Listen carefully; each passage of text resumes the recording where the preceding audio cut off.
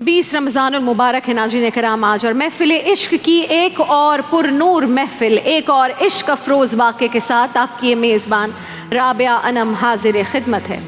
सैयदुल आलमीन आक़ाए दो जहां मोहम्मद मुस्तफ़ा सल्लल्लाहु अलैहि वसल्लम ने जब मक्का फ़तह किया तो हर जगह उस फ़तह मुबीन के जलवे नज़र आने लगे। आज अरब का नक्शा बदल गया, हालात तब्दील हो गए। आज रसूल पाक सल्लल्लाहु अलैहि वसल्लम इस शान से मक्के में दाखिल हुए हैं कि हर कोने हर गोशे से नबी पाक के नाम के नारे बुलंद हो रहे थे। सुभान अल्लाह। 8 साल पहले जब इसी शहर मक्का से नबी पाक अशबार होकर ये फरमाते हुए निकले थे कि ए मक्का तू मुझे बहुत अजीज़ है लेकिन तेरे बेटे मुझे यहाँ नहीं रहने देते, तो सिर्फ 2 गुलाम हुजूर के साथ थे।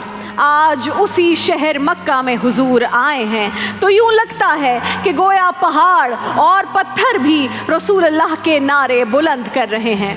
अब तो माशाअल्लाह मस्जिदुल हराम का अहाता बहुत वसी हो गया है, लाखों लोग समा सकते हैं आज के दिन नाज़रीन कराम। लेकिन 20 रमज़ान 8 हिजरी को उस वक्त जब 10,000 सहाबा आए थे तो सीरत निगार लिखते हैं कि इतना बड़ा मजमा था कि दरख्तों पे भी लोग चढ़े हुए थे और पहाड़ों पर भी लोग ही लोग थे।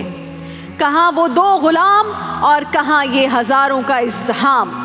जब नबी पाक ने बैतुल्लाह का तवाफ़ कर लिया, खाना काबा का दरवाज़ा खोल कर अल्लाह के घर को बुतों से पाक कर दिया, तो फिर आप खाना काबा के दरवाज़े पर खड़े हुए और खुतबा इरशाद फरमाया। ये बड़ा तारीख़ी मंज़र है नाज़रीन कराम।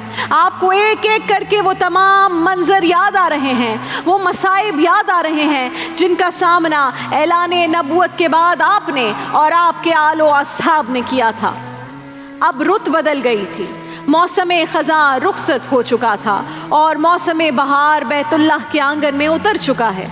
उस यादगार मौके पर दुनिया ने ये अजीब मंजर देखा कि इस मौके पर हमारे आका को अपना वो गुलाम बिलाल सबसे ज़्यादा याद आया जिसे मक्के की तपती रेत पर औंधा लिटाया जाता था, पुश्त पर भारी पत्थर रख कर और गले में रस्सी बांधकर जिसे मक्के की गलियों में घसीटा जाता था, लेकिन उसकी ज़ुबान से अहद अहद की सदाएं बुलंद होती थी। वफा का तकाजा ये था कि जिसे मक्के वालों ने सताया था उसे इज्जत दी जाए, अब जिसे गिराया था उसे अब बुलंद किया जाए। तो इस मौके पर अल्लाह के रसूल ने यारे गार सिद्दीक़ अकबर को नहीं पुकारा, दुआए रसूल फारूक आज़म को आवाज़ नहीं दी, ज़ुल नूरैन उस्मान गनी को नहीं पुकारा, फ़ातिह खैबर मौला अली को आवाज़ नहीं दी, बल्कि उस मजमा आम में आक़ाए दो जहां की आवाज़ गूंजी। कहा मेरा बिलाल कहाँ है, मेरा बिलाल कहाँ है, बिलाल को बुलाओ, किधर है बिलाल। हज़रत बिलाल हाथ बांधे सबसे पीछे खड़े थे। हज़रत बिलाल ने आका की जब ये आवाज़ सुनी तो दौड़े दौड़े रसूल अल्लाह की खिदमत में हाजिर हो गए। रसूल अल्लाह ने फरमाया, इधर आ बिलाल, ज़रा काबे की छत पर तो चढ़ो, आज़ान तो सुनाओ, हम सबको आज़ान सुनाओ। इस मौके पर एक सहाबी ने रसूल अल्लाह के काने मुबारक में आहिस्तगी से कुछ कहा और ये भी हिकमत इलाही थी कि वो बोले और हज़रत बिलाल की शान ज़ाहिर हो। उन्होंने अर्ज़ किया, या रसूल अल्लाह, काफिरों का तो पहले ही बुरा हाल है, आज तो उनकी कहानी ही ख़त्म हो गई है। हुजूर बिलाल के बड़े दुश्मन हैं, बिलाल को आज रहने दें, आज बिलाल की जगह किसी और को अजान देने दें। उन्होंने तो रसूल अल्लाह के कान में आहिस्तगी से ये बात कही थी। होना तो ये चाहिए था कि जवाब भी कान में आहिस्तगी से दिया जाता, लेकिन आका करीम अलैहिस्सलातु वस्सलाम को बिलाल की वफ़ाएं याद आने लगी। आपने बिलाल की खिदमत गिनवानी शुरू कर दी बाआवाज़ बुलंद। अल्लाह के रसूल ने सहाबी से फरमाया, तूने तो बड़ी अजीब बात कही है कि बिलाल को रहने दें, आज बिलाल की जगह किसी और को अजान देने दें। जब मक्के में पत्थर खाने हों तो बिलाल, जब बदर में तलवारें चमके तो बिलाल, ओहद में पत्थर बरसते हो तो बिलाल, गले में रस्सी बांध के मक्के की गलियों में घसीटा जाए तो बिलाल, मक्के की तपती हुई गरम रेत पर लिटाया जाए तो बिलाल, जुल्म सहकर भी अहद अहद और मोहम्मद मोहम्मद कहे तो बिलाल, और आज अल्लाह इज्जतें दे तो किसी और को चढ़ा दूं बैतुल्लाह की छत पर। आज सब नीचे खड़े होंगे, اور کعبے کی چھت پہ بلال ہوگا اور وہ اذان دے گا اور میں دنیا کو بتاؤں گا کہ وفاؤں کا صلہ کس طرح سے دیا جاتا ہے۔ رسول اللہ نے حضرت بلال سے فرمایا، بلال کعبے کی چھت پر چڑھو اور توحید رسالت کی صدا بلند کرو۔ حضرت بلال نے حکم کی تعمیل کی، بیت اللہ کی چھت پر گئے اور جب اپنی دلکش آواز سے اللہ اکبر کی صدائیں بلند کی تو زمین و آسمان پر سناٹا چھا گیا، سارے مجمع پر وجد طاری ہو گیا، اللہ اکبر۔ عاشق مصطفیٰ کی اذان میں اللہ اللہ کتنا اثر تھا، اللہ اللہ کتنا اثر تھا، اللہ اللہ اللہ کتنا اثر تھا۔ عرش والے بھی سنتے تھے جس کو، عرش والے بھی سنتے تھے جس کو، عرش والے فرش والے، عرش والے فرش والے، عرش والے فرش والے، عرش والے، عرش والے بھی سنتے تھے جس کو، کیا اذان تھی اذان بلالی، عرش والے بھی سنتے تھے جس کو، کیا اذان تھی اذان بلالی، فرد چھوڑی 11 ہجری میں ناظرین کرام رسول اللہ نے ظاہری طور پر اس دنیا سے جب پردہ فرمایا تو حضرت بلال پر غموں کا پہاڑ ٹوٹ پڑا۔ سیدہ عائشہ امی عائشہ کے حجرے کے سامنے غم سے نڈھال بلال چپ چاپ سراپائے غم بنے بیٹھے ہوئے تھے۔ اذان کا وقت ہوتا ہے، لوگوں نے آپ کی طرف دیکھا اور کہا، بلال آج اذان نہیں دو گے؟ فرمایا نہیں۔ آقا کے پردہ فرمانے کے بعد بلال اب کبھی اذان نہیں دے گا۔ اب حضرت بلال کا دل ہی نہیں لگتا تھا مدینے میں، رسول اللہ سے جدائی کا غم آپ کو بس رلاتا رہتا تھا۔ آپ مدینے کی گلیوں میں پا پیادہ گھومتے رہتے مگر کسی حال میں آپ کو قرار نہیں ملتا تھا، اور قرار ملتا بھی تو کیسے؟ مدینے کے چپے چپے پر آپ کو اپنے محبوب آقا کے جلوے بکھرے دکھائی دیتے تھے۔ ایک دن سیدنا صدیق اکبر کے پاس آئے اور کہا، اے خلیفۃ الرسول، آقا کے بعد میرا اب مدینے میں کیا کام؟ آپ مجھے جہاد میں شرکت کی اجازت دے دیں۔ سیدنا صدیق اکبر نے جب یہ سنا تو تڑپ اٹھے، فرمایا، بلال میں نہیں چاہتا کہ زندگی کے ان آخری ایام میں میں تیری جدائی برداشت کروں۔ حضرت بلال نے صدیق اکبر کی اس وقت بات مان لی اور مدینہ منورہ میں ہی ٹھہر گئے۔ مگر جب صدیق اکبر کا انتقال ہوا تو سیدنا بلال نے مدینے کو خیر بات کہہ کر ملک شام کے ایک گاؤں خولان میں مستقل سکونت اختیار کر لی۔ کئی ماہ اسی طرح بیت گئے۔ ایک رات کو خواب میں دیکھا کہ رسول اللہ حضور پر نور صلی اللہ علیہ وآلہ وسلم تشریف لائے ہیں اور فرما رہے ہیں، اے بلال کیا ابھی وقت نہیں آیا کہ تم ہماری زیارت کے لیے آؤ؟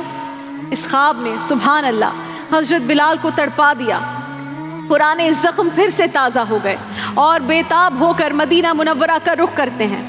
روضہ اقدس پر حاضر ہوئے تو ضبط کے سارے بندھن ٹوٹ گئے، جتنا صبر تھا وہ ختم ہو گیا، اتنا روئے کہ دیکھنے والوں کی آنکھوں سے بھی آنسو جاری ہو گئے۔ امام حسن امام حسین نے حضرت بلال کی آمد کا جب سنا تو وہ بھی آپ سے فوراً ملنے آئے۔ حضرت بلال نے اپنے محبوب آقا کے نوازوں کو دیکھا تو پھر آقا اور زیادہ یاد آئے، دونوں کو سینے سے لگا کر بار بار دونوں کو چومتے تھے مگر دل تھا کہ بھرتا ہی نہیں تھا۔ امام حسن و حسین نے کہا، بابا بلال کل مسجد نبوی میں فجر کی اذان آپ دیں۔ حضرت بلال نے اپنے آقا و مولا کے جگر کے ٹکڑوں کی اس معصوم خواہش کو بس حکم سمجھا اور ادب سے سر جھکا دیا۔ اگلے روز فجر کا وقت ہوا تو حضرت بلال مسجد نبوی میں آذان دینے کھڑے ہوئے۔ جو ہی آپ نے اللہ اکبر کہا، مدینہ منورہ کی پوری فضا منور ہو گئی۔ رسول اللہ کا عہد مبارک لوگوں کی آنکھوں کے سامنے آ گیا۔ یہ وہی اذان تھی جو رسول اللہ کے اس دنیا میں موجود ہوتے ہوئے ہر کان سنتا تھا اور اللہ اکبر کا جواب دیتا تھا۔ اور ایک بار پھر اب وہ اذان سنائی دینے لگی. لوگ جوک در جوک اپنے گھروں سے باہر نکل آئے، اور جب حضرت بلال نے روضہ رسول کی طرف انگلی کا اشارہ کر کے اشہد ان محمد رسول اللہ کہا تو پردہ نشین خواتین بھی بے تاب ہو کر گھروں سے باہر نکل آئیں. مدینے میں اس روز ایسا سما تھا کہ جیسے رسول اللہ نے آج ہی وصال فرمایا ہو. نبی کے عاشق بلال حبشی ہے جن کے عرش پہ چرچے. نبی کے عاشق بلال حبشی ہے جن کے عرش پہ چرچے. بلال جب بھی اذان دیتے صحابہ عشق میں روتے.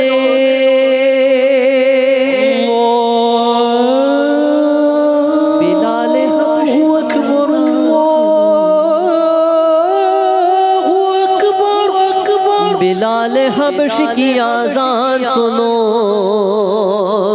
نبی ہے بولتا قرآن سنو. آقا مولا نبی مولا، آقا مولا نبی مولا، آقا مولا نبی مولا، آقا مولا نبی مولا. حضرت بلال کا بارگاہ رسالت میں جو مقام و مرتبہ تھا، اس کی بنا پر تمام صحابہ کرام آپ کا بے حد احترام کرتے تھے، آپ سے بہت محبت کرتے تھے. سیدنا فاروق اعظم حضرت بلال کو آقا بلال کہتے تھے، اور سیدنا صدیق اکبر سے کہتے تھے کہ اب ہمارے آقا ہیں، کیونکہ آپ نے ہمارے آقا بلال کو آزاد کرایا تھا. ایک دن حضرت بلال حضرت عمر سے ملنے آئے، جب کہ کیسر و کسرا بھی آتے تو عمر خاطر میں نہ لاتے تھے، لیکن سیدنا بلال حبشی کی آمد کی اطلاع ملی تو فاروق اعظم نے اپنی مسند چھوڑ دی، ہاتھ باندھ کر الگ کھڑے ہو گئے. لوگوں نے پوچھا عمر کون آ رہا ہے؟ اتنا پروٹوکول کس کے لیے؟ کس کا اتنا پرجوش استقبال ہو رہا ہے؟ تو آپ نے فرمایا میرا بلال آ رہا ہے. سیدنا بلال تشریف لاتے ہیں. فاروق اعظم نے انہیں اپنی جگہ پر بیٹھنے کو کہا تو کہنے لگے اے امیر المومنین، یہ آپ کیا کر رہے ہیں؟ حضرت عمر نے ان کا بازو پکڑا اور اپنی جگہ پر بٹھا دیا. حضرت بلال کہنے لگے حضور میں غلام ہوں، مجھے تو اونچی جگہوں پر بیٹھنے کے آداب بھی نہیں آتے، میں تو ایک غریب حبشی ماں کا بیٹا ہوں، غلام ابن غلام ہوں. تو حضرت عمر اشک بار ہو کر کہنے لگے بلال تھا تو غلام ہی، لیکن جب سے مصطفیٰ کا غلام بن گیا تو ہمارا امام بن گیا. مجھے وہ دن اچھی طرح یاد ہے جب مکہ فتح ہوا تھا تو بڑے بڑے سردار موجود تھے، مگر میرے آقا محمد مصطفیٰ صلی اللہ علیہ وآلہ وسلم نے فرمایا تھا کہ میرا بلال خانہ کعبہ کی چھت پہ چڑھ کر اذان دے گا، ایک غلام کعبے کی چھت پہ چڑھے گا، اور میں دنیا کو بتاؤں گا کہ اصل عزت اسی کے پاس ہوتی ہے جو برے وقت میں ڈٹا رہتا ہے. مار کھائی مگر دین سے منہ نہیں موڑا. حضرت عمر نے فرمایا بلال میں بھی اسی آقا کا غلام ہوں جس کا تو غلام ہے. میں بھی آج تجھے اپنی مسند پر بٹھا کر دنیا کو یہ بتانا چاہتا ہوں کہ اصل عزت اسی کے پاس ہوتی ہے جو رسول اللہ کا غلام ہوتا ہے. اللہ اکبر. اور شاعر نے کیا خوب کہا ہے، کس نے ذروں کو اٹھایا اور صحرا کر دیا، کس نے ذروں کو اٹھایا اور صحرا کر دیا، کس نے قطروں کو ملایا اور دریا کر دیا، کس نے قطروں کو ملایا اور دریا کر دیا، کس کی حکمت نے یتیموں کو دیا در یتیم، کس کی حکمت نے یتیموں کو کیا در یتیم، اور غلاموں کو زمانے بھر کا مولا کر دیا. چمک اٹھا جو ستارہ تیرے مقدر کا، چمک اٹھا جو ستارہ تیرے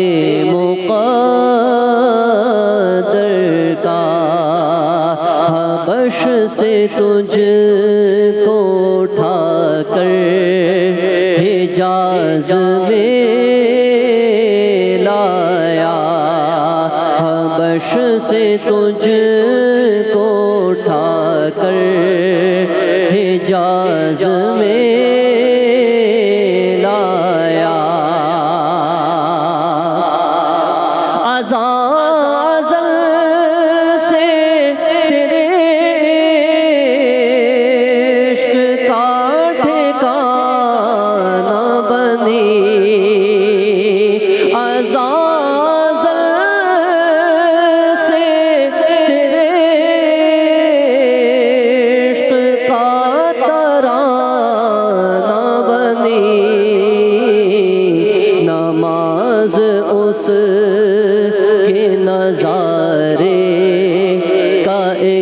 بہانہ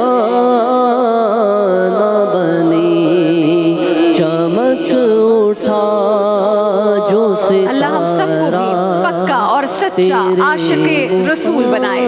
محفل عشق میں آج کے لیے اتنا ہی. دیکھیے محفل رمضان لائیو ٹرانسمیشن روزانہ دوپہر 3 بجے سے شام 7 بجے تک صرف گرین انٹرٹینمنٹ پر.